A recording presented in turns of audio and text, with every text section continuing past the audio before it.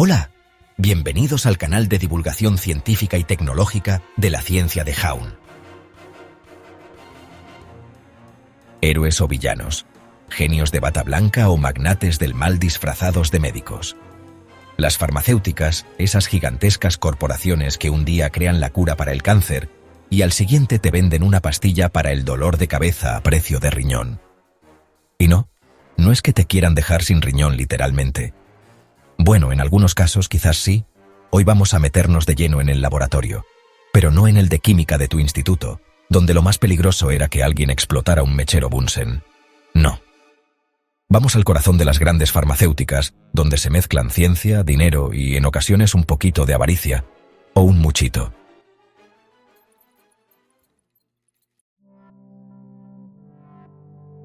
El nacimiento de las farmacéuticas, la ciencia como motor.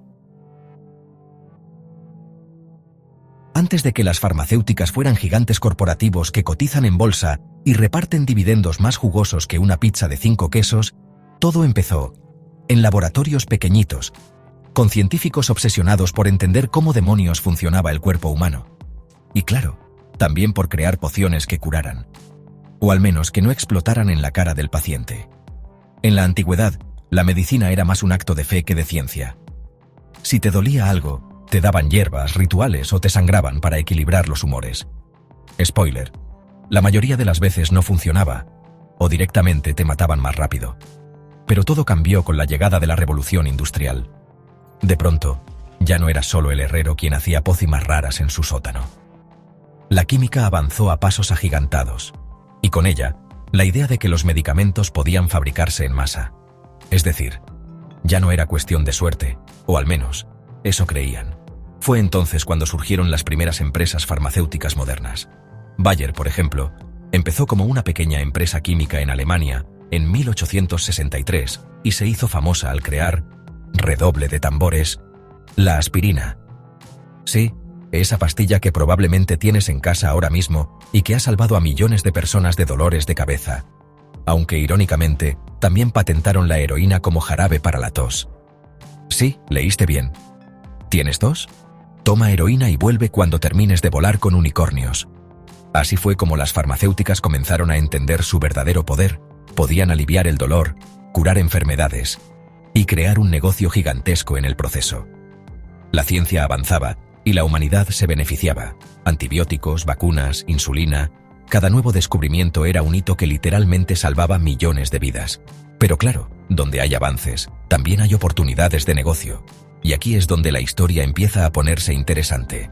Porque si puedes vender algo que la gente necesita para vivir, bueno, digamos que la tentación de subir el precio es casi tan fuerte como la cafeína el lunes por la mañana.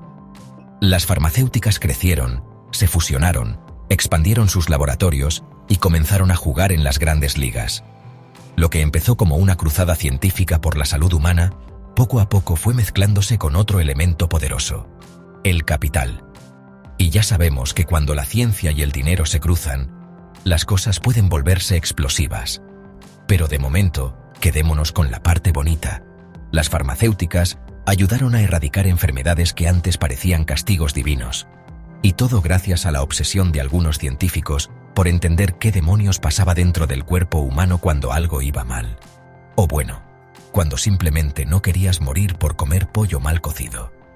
Pero ojo, porque en el siguiente capítulo veremos qué pasa cuando esa noble misión de salvar vidas se encuentra con su peor enemigo, el mercado.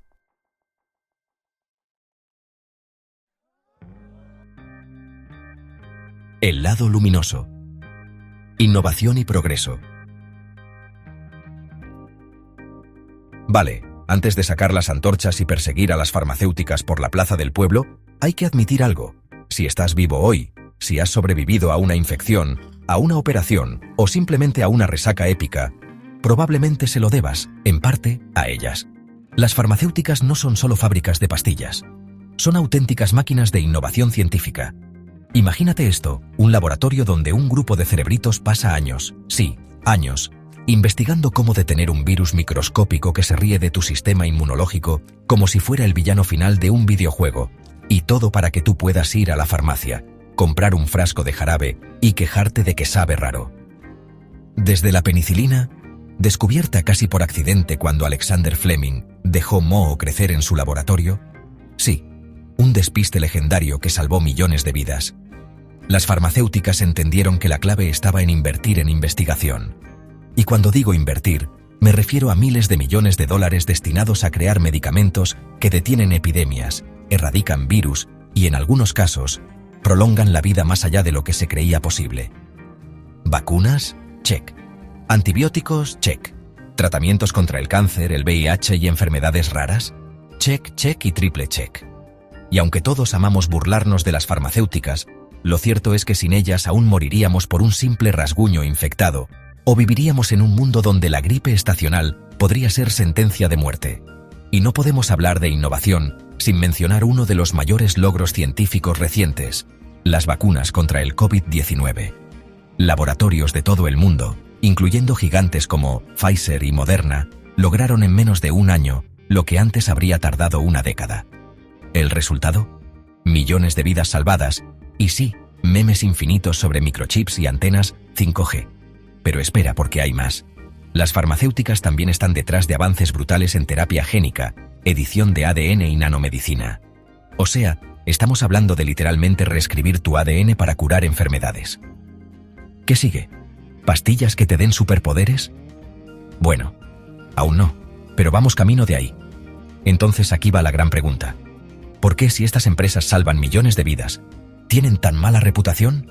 Bueno, porque aunque son el cerebro de la innovación médica, también tienen un corazoncito que late al ritmo del dinero. Pero no te preocupes, aún no vamos a entrar en ese terreno pantanoso. Por ahora, dale las gracias a las farmacéuticas por esos antibióticos que te salvaron en aquella infección, por la vacuna que te mantuvo a salvo, o por la pastilla mágica que alivió ese dolor de cabeza justo antes del examen más importante de tu vida. Eso sí, en el próximo capítulo vamos a descubrir qué pasa cuando estas gigantes deciden que la ética puede esperar. Siempre que los números cuadren, prepárate. Aquí es donde las cosas empiezan a oler raro.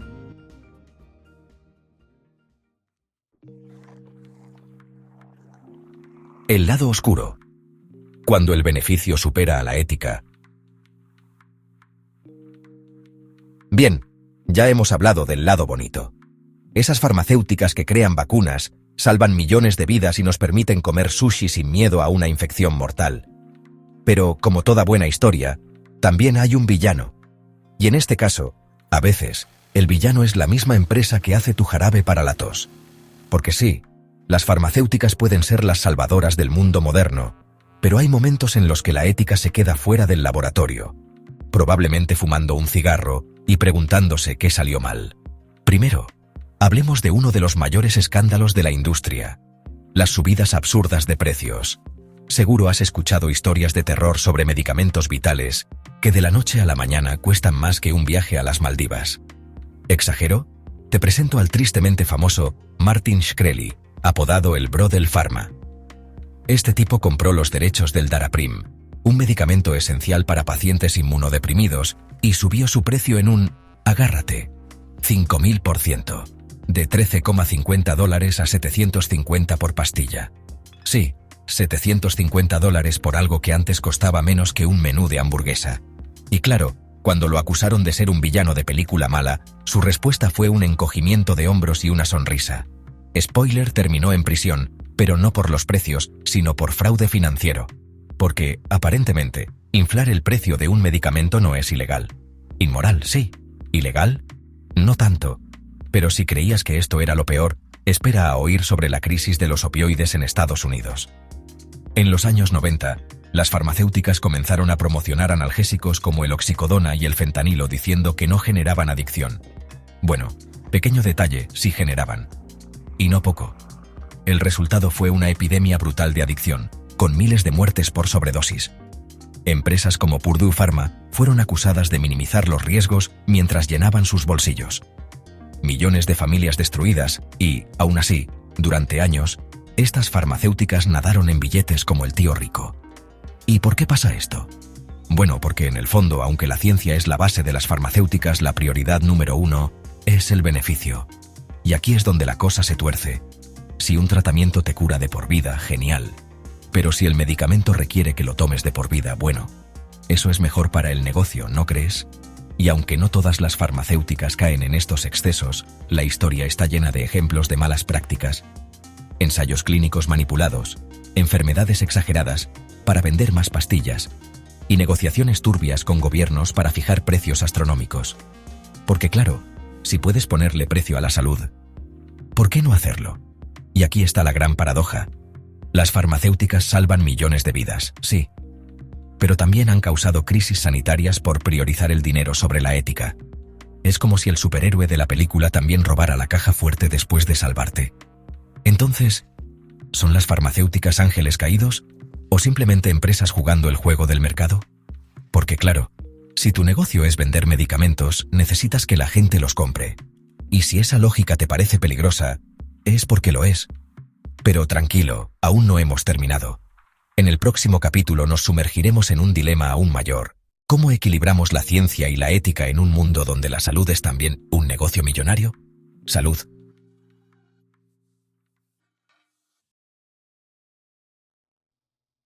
La ciencia en el ojo del huracán. ¿En quién confiar? Bien, hemos visto el lado brillante, el lado oscuro, y ahora entramos en el epicentro del dilema. La ciencia pura contra el mercado sucio. Porque sí, la ciencia es maravillosa. Es la razón por la que hoy no nos morimos por beber agua del grifo y por la que las cirugías ya no se hacen con cuchillos de cocina y oraciones. Pero, ¿qué pasa cuando esa ciencia queda atrapada entre la ética y los billetes? La mayoría de los científicos no se despiertan pensando, ¿cómo arruinaré vidas hoy? No. Los verdaderos cerebritos están en sus laboratorios tratando de curar enfermedades, detener pandemias, o al menos, encontrar la cura definitiva para la resaca. Pero aquí viene el plot twist. Las investigaciones cuestan dinero, y mucho. Piensa en millones de dólares solo para ver si una molécula hace algo útil, o si solo sirve para limpiar el laboratorio. Entonces, ¿quién paga esa fiesta científica? Exacto, las farmacéuticas. Y si alguien invierte millones, quiere resultados. El problema es que cuando esos resultados no son tan rentables, bueno, a veces se maquillan. Sí, como ese amigo que dice que fue al gimnasio, pero solo pasó por la puerta para hacerse un selfie. Hay casos documentados de ensayos clínicos manipulados o directamente ocultados si los resultados no favorecían al producto estrella. Y no estamos hablando de experimentos oscuros en sótanos, no. Estamos hablando de laboratorios de renombre y medicamentos que terminan en las farmacias de todo el mundo. Y aquí surge la desconfianza. Porque claro, ¿cómo sabes si el medicamento que te tomas fue aprobado por su eficacia o porque alguien en traje caro necesitaba cuadrar los números del trimestre? ¿Dónde acaba la ciencia y empieza la venta agresiva? Pero ojo, no caigamos en la conspiranoia de sombreros de papel aluminio. No todas las farmacéuticas son el villano de la historia. Muchas investigaciones legítimas han revolucionado la medicina. Vacunas, insulina, tratamientos contra el cáncer. Todas estas maravillas existen gracias a la ciencia respaldada por estas mismas empresas. El verdadero problema es la línea fina entre ciencia y negocio. Porque cuando el bienestar de la humanidad depende de juntas de accionistas, bueno, ya sabes que las prioridades pueden desviarse. Es como si Spider-Man dejara de salvar gente para abrir su propio negocio de telarañas premium. Entonces, ¿en quién confiar? ¿En la ciencia? Por supuesto. ¿En las empresas que la financian? Ahí ya es más complicado, porque la ciencia es objetiva, las empresas no siempre. Y aquí está el verdadero reto. Necesitamos a las farmacéuticas. Sin ellas, el progreso médico se ralentizaría décadas. Pero también necesitamos regulación, ética y sobre todo, transparencia. Porque la salud no debería ser una apuesta de casino. Así que la próxima vez que te tomes una pastilla, piénsalo. Detrás de esa cápsula hubo científicos brillantes, inversores millonarios y tal vez una reunión donde alguien preguntó: ¿y cuánto podemos cobrar por esto sin que nos odien demasiado?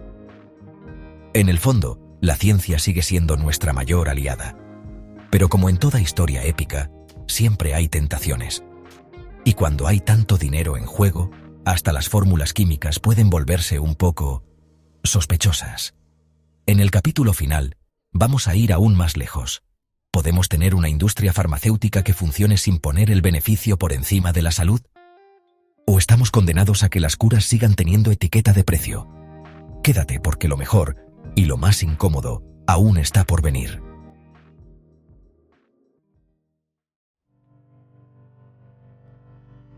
La pregunta incómoda. Y ahora llegamos al punto crítico, a la pregunta que todos evitamos, como cuando el médico te pregunta si realmente sigues la dieta. Y tú solo sonríes. Porque sí, hemos hablado de ciencia, innovación, codicia y escándalos, pero queda la cuestión más incómoda. ¿Podemos tener medicamentos que salvan vidas sin que la salud se trate como un producto de lujo? Las farmacéuticas han logrado hazañas increíbles: erradicar enfermedades, extender la esperanza de vida y hasta desarrollar vacunas en tiempo récord durante una pandemia mundial. Pero todo esto tiene un precio, literalmente. Y ese precio, muchas veces, es inaccesible para millones de personas. Porque, seamos claros, hay medicamentos que cuestan más que un coche de alta gama. Y no traen asientos de cuero ni techo solar. Y aquí es donde el dilema se vuelve casi ético, casi filosófico, casi existencial. ¿Debería la salud ser un negocio? Porque si la ciencia tiene el poder de salvar vidas, ¿por qué ponerle etiquetas de precio que solo unos pocos pueden pagar? Es como tener el antídoto en la mano y decir, claro que te lo doy, pero primero véndeme tu casa. Y antes de que digas, socializa todo y problema resuelto, hay que ser realistas. La investigación médica es cara.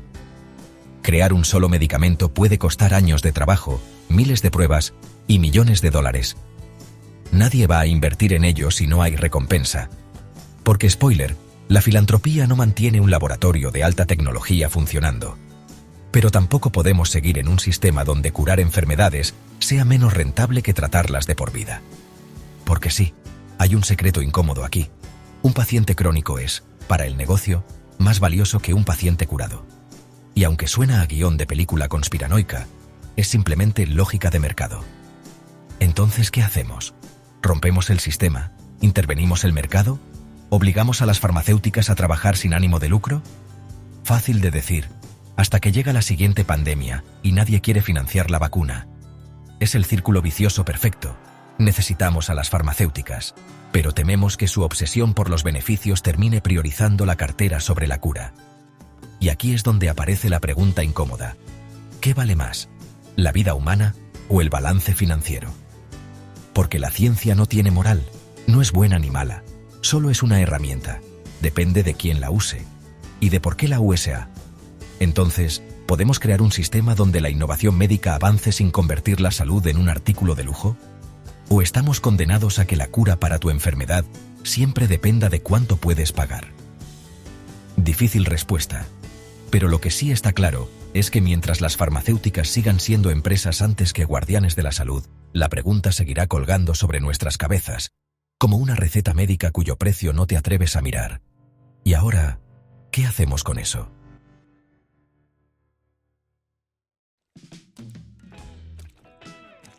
Cierre. Las farmacéuticas, esas titánicas fábricas de ciencia que nos han dado avances impensables, vacunas que frenan pandemias, pastillas que prolongan la vida y tratamientos que hace décadas eran cosa de ciencia ficción. Pero también son corporaciones que juegan en las grandes ligas del dinero, donde la ética a veces queda en la sala de espera, leyendo revistas viejas. Nos guste o no, la historia de las farmacéuticas es un tira y afloja entre salvar vidas y engordar balances financieros. ¿Innovación? Sí. ¿Avaricia? También. Y la verdad es que, en muchos casos, no es blanco o negro. Es un revoltijo de grises más denso que el jarabe para la tos que te daban de pequeño. Pero aquí viene lo incómodo. No podemos vivir sin las farmacéuticas, literalmente. Sin ellas hoy muchos de nosotros no estaríamos aquí. Pero tampoco podemos mirar hacia otro lado cuando las reglas del mercado convierten la salud en un privilegio y no en un derecho. Y es ahí donde el poder no está solo en los laboratorios o en las juntas de accionistas. También está en nosotros. Porque la verdadera pregunta no es solo en quién confiar, sino qué sistema estamos permitiendo que exista. Si exigimos transparencia, ética y regulación, la ciencia puede seguir avanzando en favor de todos, no solo de quienes pueden pagar la cuenta al final. Y ahora que sabes todo esto, tienes dos opciones: cerrar este vídeo y seguir tu vida como si nada, o quedarte, reflexionar y ser parte del cambio. Porque al final del día, la salud es algo que a todos nos afecta, y quién sabe, Tal vez la próxima gran revolución científica no esté solo en los laboratorios, sino también en cómo decidimos gestionarla. ¿Te sorprendió? ¿Te dejó pensando? Pues no te vayas aún. Aquí, en la ciencia de Jaun, nos gusta hacer las preguntas incómodas que otros prefieren evitar. Así que si quieres seguir explorando los rincones ocultos de la ciencia y descubrir verdades que no siempre te cuentan, dale al like, suscríbete y activa la campanita. Vamos, que es gratis.